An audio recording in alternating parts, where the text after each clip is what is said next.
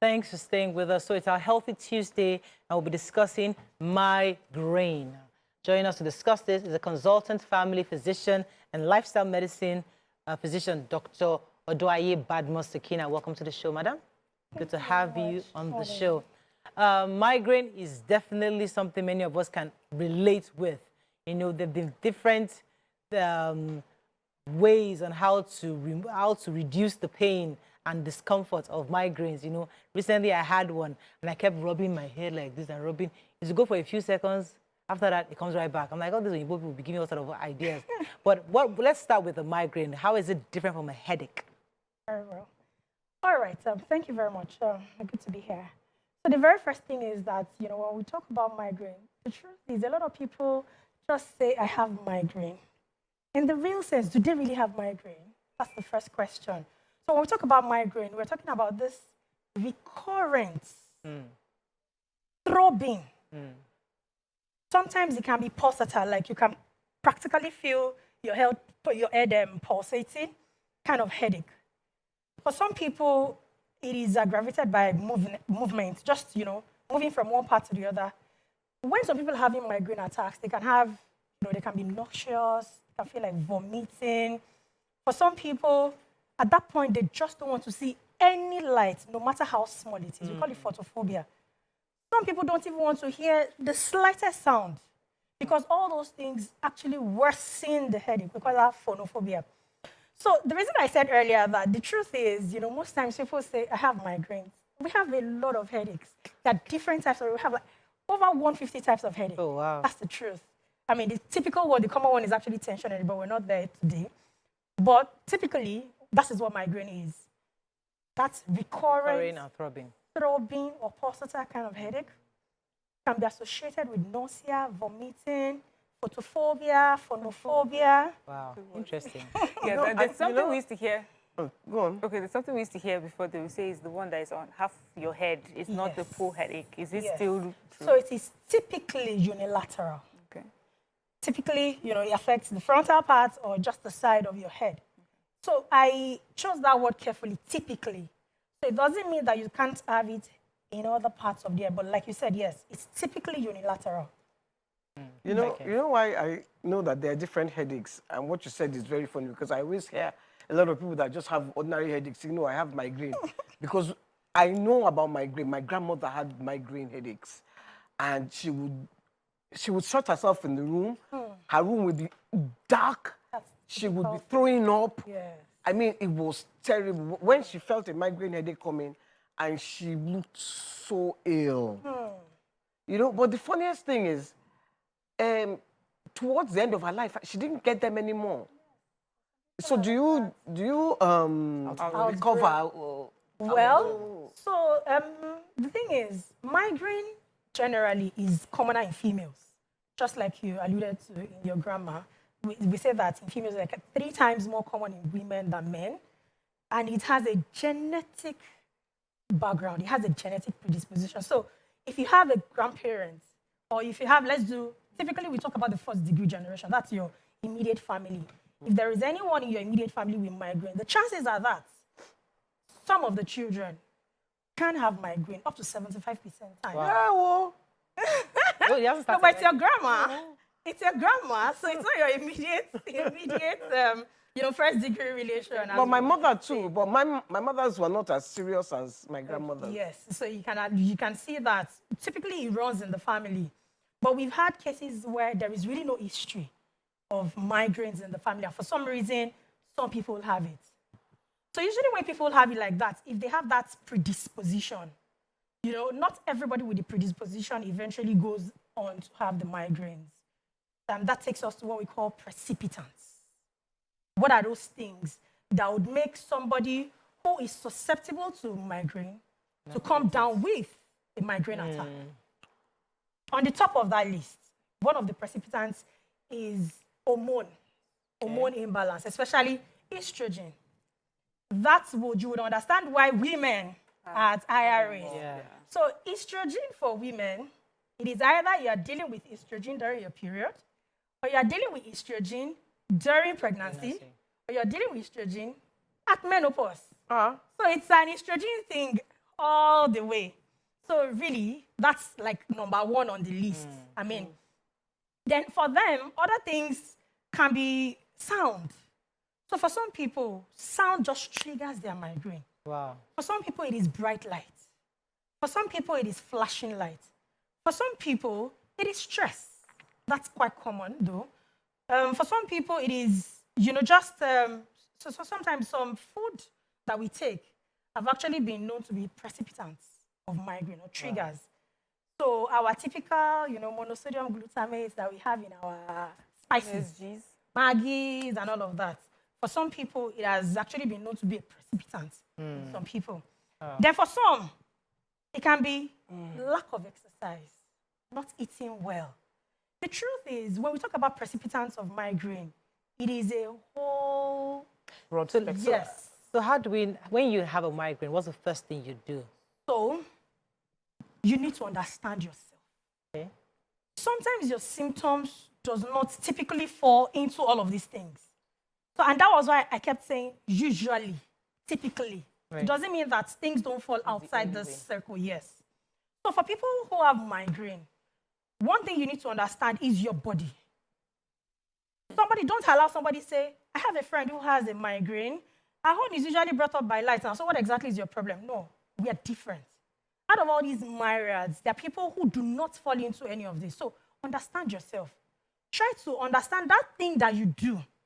Maybe when we get to, how we manage, I would emphasize more on that. Try to identify that thing that you do, that brings it up. And we talk about migraine diary or headache diary. You have to have a diary for it. Terribly, it affects everything around you. Typical migraine sufferers are people who would cancel appointments, they have somewhere to go to, they have a family gathering, and all of a sudden they're saying, I can't do this. Okay, so I want to ask, is there a blood type that's more susceptible to? Is there a genetic type? Yes. Is it? I mentioned the fact that it has a genetic. Yes, so is it has a genetic background. genotype that's more? No, it's not. There's really no genotype that has been implicated. But, the genetic part is what I said earlier, runs in the family. You're just born with it. Yes. Born predisposed. The truth is, we are all born. Me, I've never with had a different migraine, things. so I know that I will never You've get always, it. are you sure? Well, you cannot say you know that you will Okay, you're never only get. 63. There's still time. There's still time to have a migraine. So you know what? I'm just extremely. I've been Yes. very quiet because since yesterday evening, I've had a very throbbing headache. I don't want to call it migraine since you have said we should not. Now you're not calling it migraine. Yes. You understand better. Yeah, no, we shouldn't call it migraine, and it's something that it's not. It's a recurring thing. For years that it would come and I'll have to just lie down and I will sleep. I can sleep the entire day, next day, and I will still have that tension by the side of my head. So because you are helping us to correct misdiagnosis, now I don't self-medicate, which means I'm not even using, even though I felt I didn't use anything. Oh, I use herbs. That's not self-medication.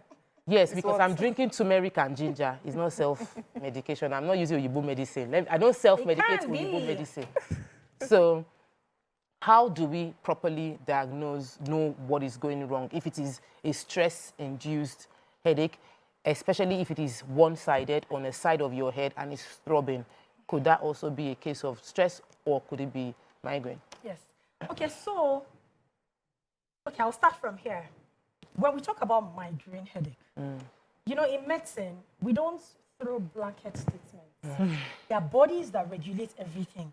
Everything talks about guidelines. Because if there are no guidelines, you won't have international standard. You won't have, a particular system of diagnosis, as it were. So we have standard.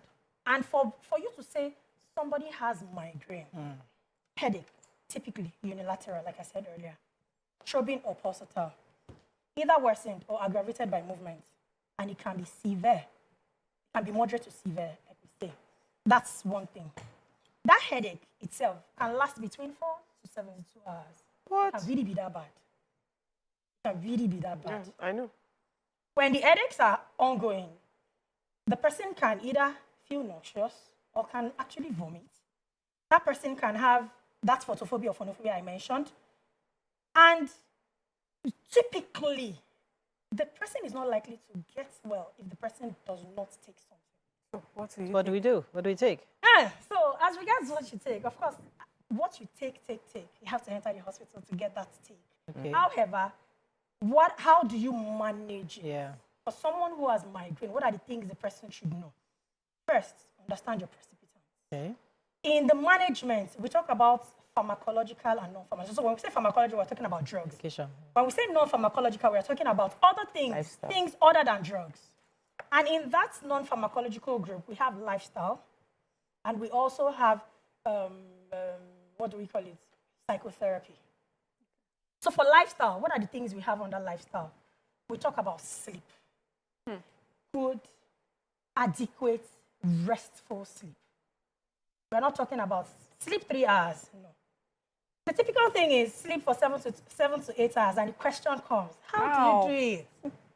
The truth is, even if you don't get to 7 to 8 hours, you can't be close. And that is about you being intentional. Some people will say, I don't know how to sleep. You're killing yourself. So we talk about restful sleep. And it has to be within, 7 to 8 hours. Even if you 6 don't hours, get that, Uncle. we can manage 6 hours. Do you On a understand? But we consistent should basis. strive to get to that ideal. That's one thing. Another thing under that, non-pharmacological things, lifestyle related now, would be eating habits. I said earlier that one of the precipitants can be skipping a meal. So eat on time, eat the appropriate thing. A number of times we are stressed, we are busy. A bottle of Coke, some meat pies. That is not healthy. You very well know that it's not healthy. All of these things on their own are issues. Some people say, how is it practicable to get something good to eat? Who says? You can get something small, even if it's a slice of bread and a cup of tea. That would do.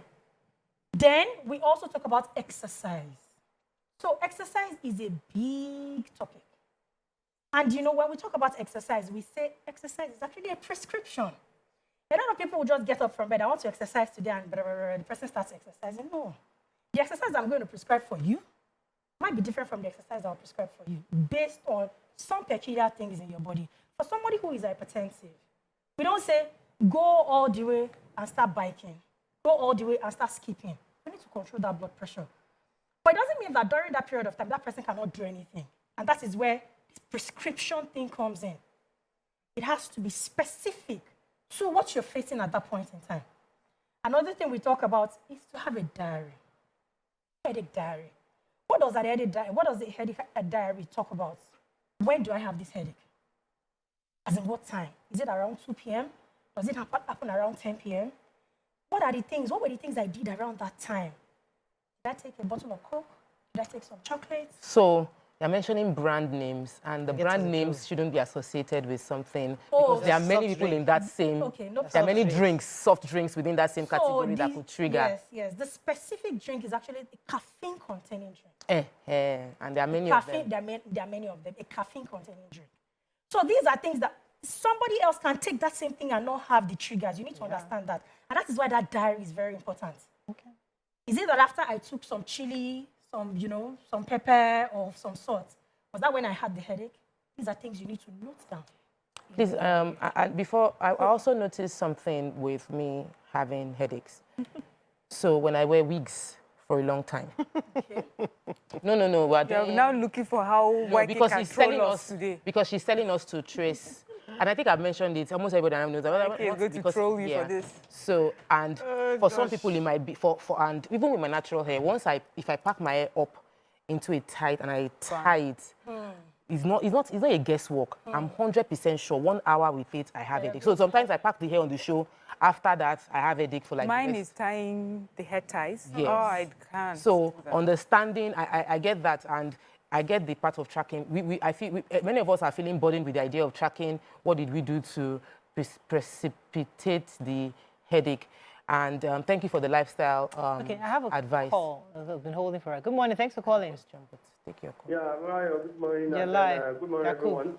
Go ahead, please. Because of time, Murayo, I don't know, maybe I can talk about last topic quickly because I have something to say concerning Lagos State Court 50% on BRC. And then they still mention yellow bus. Well, I don't know how they're going to do that. Because the yellow buses buy PLS, 600 naira, 560 something. How are they going to do it? But for me, I think this NURTW issue should be looking into. If you know how much NURTW has taken from this guy, Brian, you know that it is load, full load, and for 4,000 naira, maybe you are good from Lagos to Ibadan. The NURTW is the 2% money, which is 8,000 naira. Where this thing is going to, even the bus stop under the bridge, there was no garage. They will be collecting every time you pass into it, bus stop from bus stop, they will be collecting money. So how are they going to cut all those yellow buses prepared? I don't know how they. All right, thank you, Yakub. We'll see how the government plans to work with it. I really love have to what's wrap. hardcore, and I think you need to do it as a hot topic. But she still needs to share. Yes. We have just a few minutes left, but go ahead, please. Okay, no problem. So, so I said, lifestyle things. The last thing under the lifestyle thing would be stress management. Stress management is a big topic on its own. There are a lot of things to talk about. However, for the sake of time, there was something else we talked about. We said psychotherapy. So under psychotherapy, what do we talk about? One of it is mindfulness.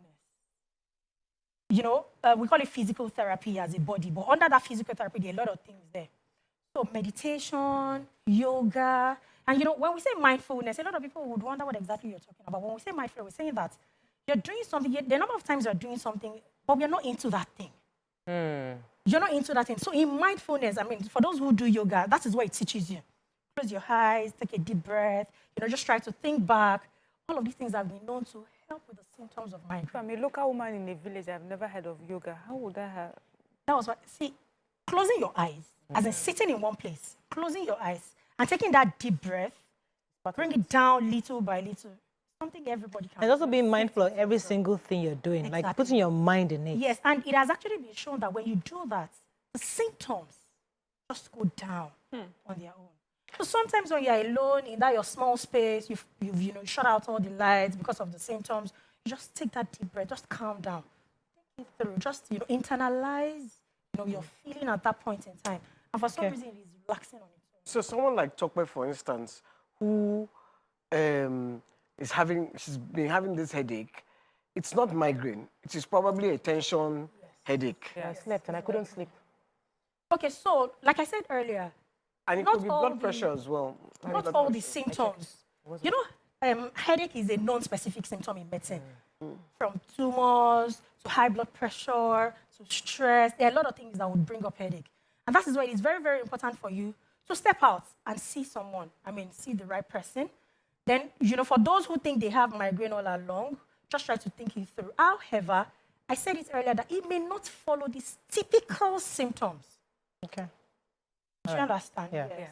Thank you very much, Dr. Sikina. I think we've learned quite a few from you. At least now I know today that headache is different from migraine. I've always known it was different, but I did not realize how different migraine was different from really intense headache. But thank you for helping us have a better understanding.